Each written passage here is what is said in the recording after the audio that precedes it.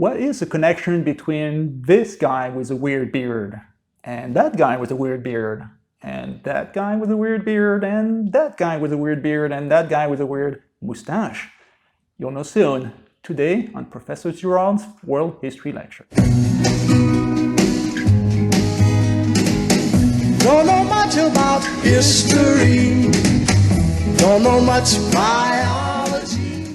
In a previous lecture, we saw how in the late 19th and early 20th century, the last Tsar of Russia, Nicholas II, became quite unpopular, in part due to his association with Rasputin, and eventually was overthrown by the leader of the communists, Lenin, in the midst of World War I in 1917.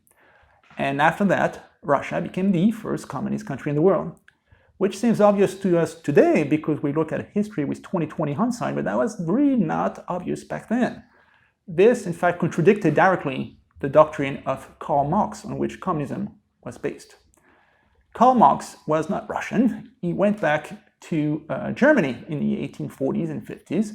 He was a philosopher who had borrowed from a classical British economist, German philosophy, proto-communist from the French mold, and had moved all that together into the so-called Communist Manifesto of 1848 and entered into his great opus, Das Kapital, the Capital, his study of capitalism. That is the Bible of communism, if you will. And the Bible, because communists tend to be atheistic. They don't believe in God. The way Karl Marx saw it, religion was just an invention from the upper class to keep the lower classes quiet. Sure, your life sucks right now, but if you're just quiet and pay your taxes and don't rebel too much, there will be a better life in the aftermath. And the last shall be first, the first shall be last. So just pay your taxes and be quiet. An invention from the upper classes, a sham, opium for the masses, as Karl Marx would say. More generally, society, according to Karl Marx, was divided between two classes: the proletariat, those who worked, and the bourgeoisie, those who earned. The proletariat would be blue-collar workers, like coal miners and steel makers. They worked a lot because they produced all the value with their manual labor, but their pay was stuck at the subsistence level through the iron law of wages.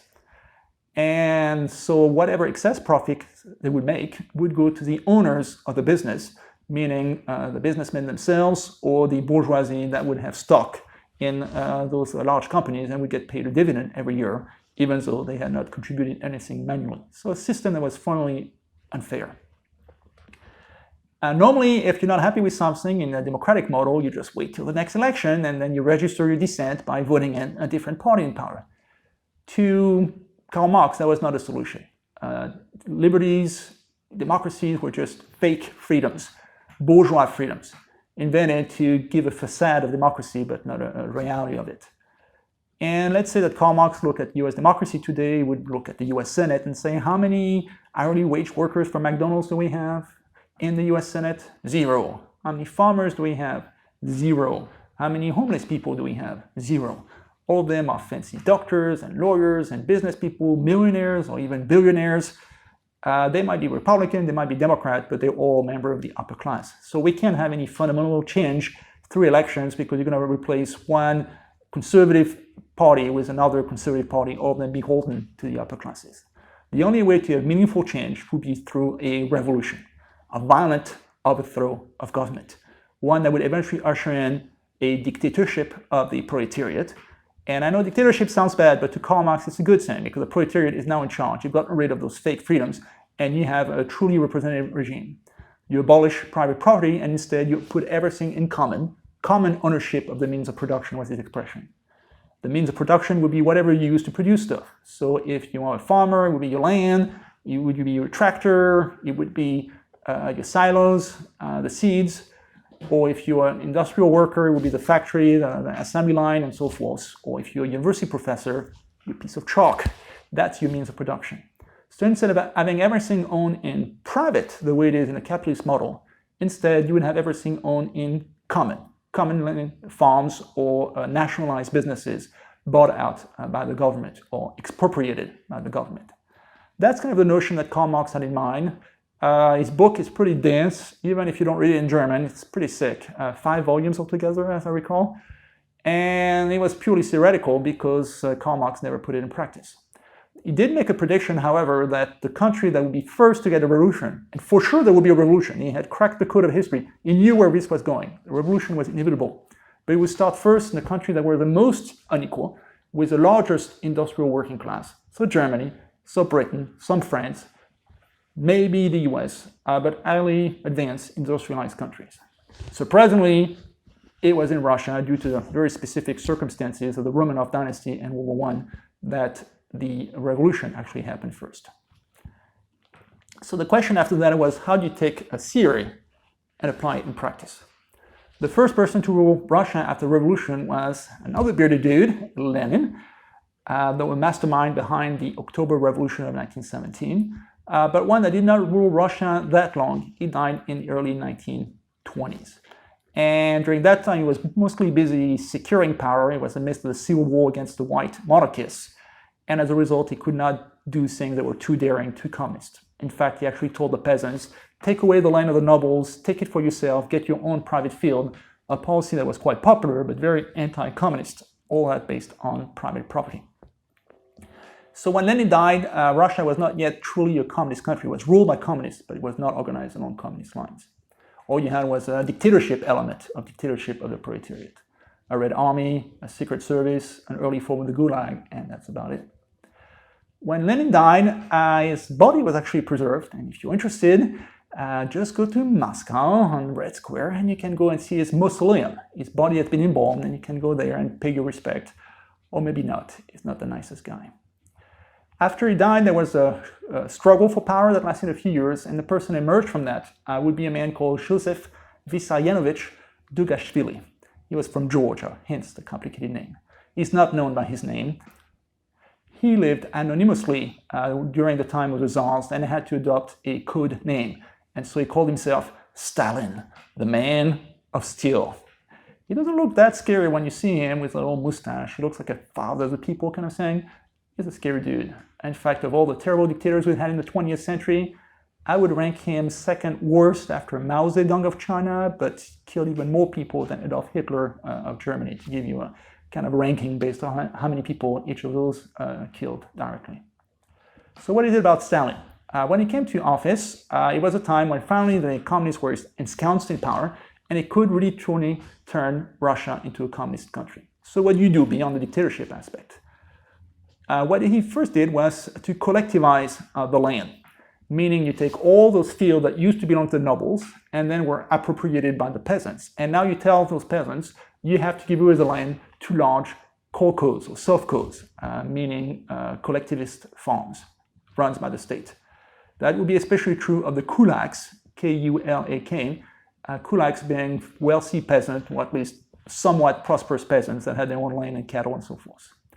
Now, if you went to see a peasant here in the US or anywhere else and told them the government has just sent me to take away your cattle and your buildings and your land and then turn it into some kind of commune or co-ops, you better be careful for yourself. You might not be welcome.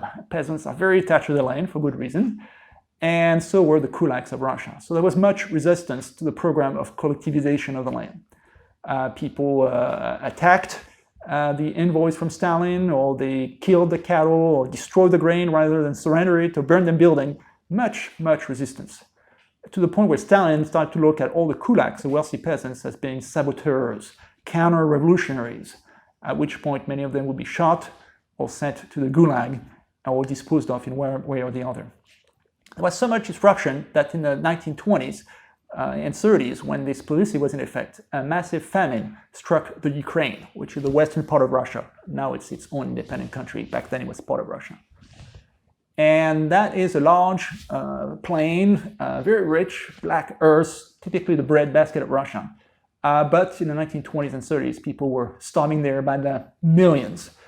The exact death toll is still disputed. The Ukrainian government will tend to come up with a high death toll, maybe 20 million people, to make the Russians look bad.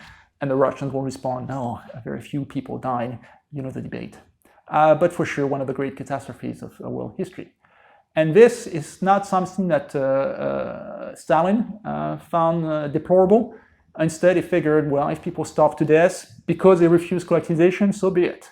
Hunger will take care of my enemies. And he was perfectly happy letting hunger go on, and men, women, and children starve to death. Once this was done, the program of collectivization was also carried out in industry, where all the businesses that used to be owned in private hands would now be owned by the state. So you would have a state manufacturer of cars and every product that you can think of, which completely turns on its head the way the economy functions. Here in the US, we have a system based on private enterprise and supply and demand. So how do we decide that, 5 million cars are produced in the US a year? The government doesn't. It's based on supply and demand, that how many customers want to buy a car that year based on the price of the cars, and how many producers, GM and Chrysler and Ford, are willing to produce cars at that price level. And if the price drops, more people are willing to buy, but then fewer people are willing to sell, and vice versa. Supply and demand decides the number of cars being sold that year. In Russia, by contrast, you would have a top-down system known as a command economy, where the decision to make cars would come from the top, from Stalin himself, that would set a quota as part of a 5-year plan, where you start from a low point, because Russia was not industrialized, and you say by the end of year 1, we should produce 1 million cars. And by year 2, 2 million cars, and 3, and 4, and 5. And then this way we will catch up and overtake the West. What drives people to act in a capitalist economy? It's the lure of profit. Greed is what makes people want to work hard. What about in the communist model? Well, profit is not really that, because it's a common ownership. People don't own the business, and your salary will be pretty much the same whether you work hard or not, whether the business makes money or not. So what drives you? Well, a mixture of fear and propaganda. On the propaganda side, you would have a lot of efforts to educate, quote-unquote, the public through movies and art and speeches to convince people that they have to work hard for the purpose of the revolution. You might take a person like Stakhanov, that was a coal miner, that had beaten the quota by a huge amount and harvested tons of coal in a single day, and you will use him as a hero of the Soviet Union and hold him in high esteem so that other people will try to imitate his example. If that fails, you use terror instead.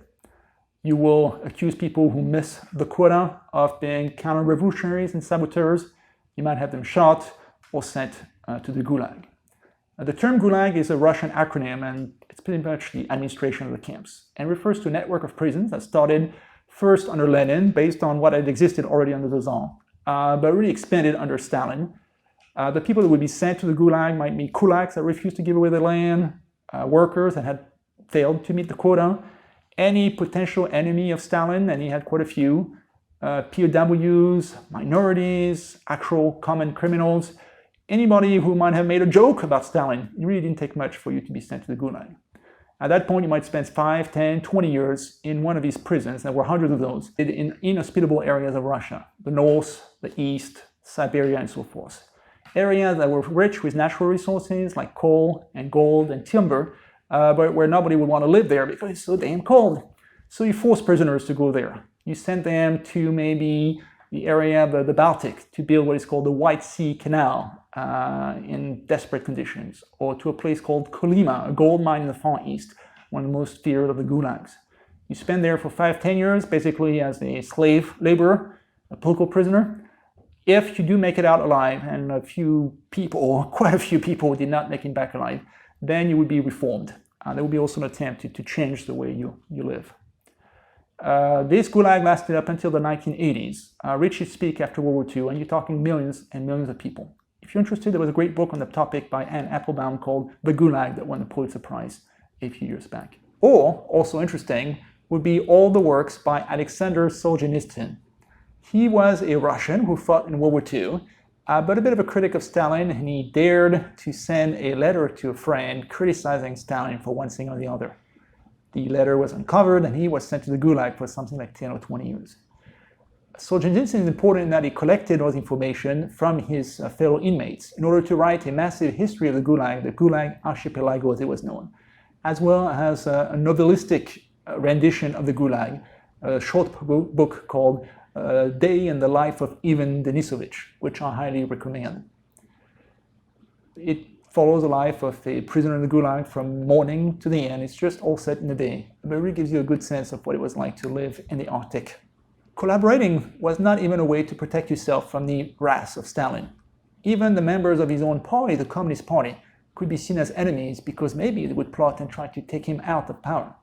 In the late 1930s, there was a series of purges, as they were called, A purge, normally in a medical term, is to empty your body. I'll spare you the details. But in a political term, a purge is when you try to get rid of the enemies in your party, specifically in the time of Stalin. And whenever you talk about Stalin, it's not just 2 or 3 enemies they would get rid of. The purges might be hundreds of thousands of people at all levels of the Communist Party. He was a bit paranoid and was convinced that there were enemies everywhere. Even purged his own army, sacking most of the generals in the top echelons of the army. Not the smartest decision, considering that Hitler was about to attack him in 1941. And if you ever wondered how come the Russians had such a hard time against the Germans in 1941 during Operation Barbarossa, part of the problem is that their top army people, they all got sacked by Stalin just before that. So ultimately, the best way to protect yourself is to not stay out, you can't, but to start denouncing others. Because if you start telling the Communist Party member, the commissar, that this person at the office was saying bad things about Stalin, that's the best proof that you have that you are truly a collaborator of the regime. And you better do that quickly, otherwise the other guy might accuse you of being a traitor. And so Russia became really a nest of vipers where everybody was backbiting everybody in order to save their own skin. Not even your own home was safe. There's a story involving family members where one of the kids overheard their parents at the dinner table say bad things about Stalin. The next day, the kid went to the teacher and repeated that thing, and then the parents were arrested and sent to the Gulag, and the kids were then celebrated as heroes of the Soviet Union. So it's a society where you cannot be safe. It's not just a regular dictatorship. It's a dictatorship where you try to control everybody's most private moment. Even within the sanctity of your own home, the dinner table, even your family members are not safe. So you become part of an atom of a society, in a very individualistic, individualized society where you're just an atom and you have to pray for the supreme leader. Not even your own thoughts are private. Your letters might be open. And people are not just trying to get compliance from you, but to fashion your mind. And that's one of the purposes of the Gulag, is to get people to be drilled into the thought of Stalin often and often again, that after 10 years of that and torture and just being broken as an individual, then they might not just be compliant, but actually love Stalin and recognize their mistakes. It's not just about control of the body, but also control about the mind. For this reason, that kind of dictatorship is usually referred to as a totalitarian dictatorship, about total control of society, including your own mind. The greatest book on the topic is by Hannah Arendt, The Origins of Totalitarianism, which he did a brilliant comparison of 2 systems, Hitler's Germany and Stalin's Russia. And even though those 2 were quite different in their politics, one was on the far right and the other on the far left, in the way that they worked, they would be quite similar, hence the work done by that famous political scientist. There have been some also good books in the terms of novels on what it is like to live in a communist dictatorship or a totalitarian regime in general. The best of the lot, and one of my favorite novels of all times, would be 1984 by George Orwell, about Wilson and how he lives in some kind of mind-control government where the truth keeps being refashioned. That's actually his job. He's in the ministry trying to erase the past and prove that the leader was always right, and you rewrite the history. Well, that's it for today. We learned how communism, based on a theory of Karl Marx, we put in practice by Stalin, which meant in practice not just a communist control of the economy, but also a dictatorship of the proletariat, and even a totalitarian dictatorship that tries to control the mind. There's been some debate among scholars, more liberal, more conservative, as to whether communism under Stalin was an aberration. The generous ideals of Karl Marx gone wrong because of the mania of that individual, or whether it is inherent in communism that ultimately the dictatorship of the proletariat without counterpowers will tend to veer into the absurd. The historical record is not too good. The other area where communism was put in place on large scale would be China under Mao Zedong, another murderous dictatorship, and North Korea under Kim Il-sung, or Cuba under Castro, or Vietnam, or Ethiopia. The list goes on, usually with very few bright spots. Pol Pot, Cambodia. You get the idea. Anyway, that's it for today. This was Professor Girard. You just got schooled.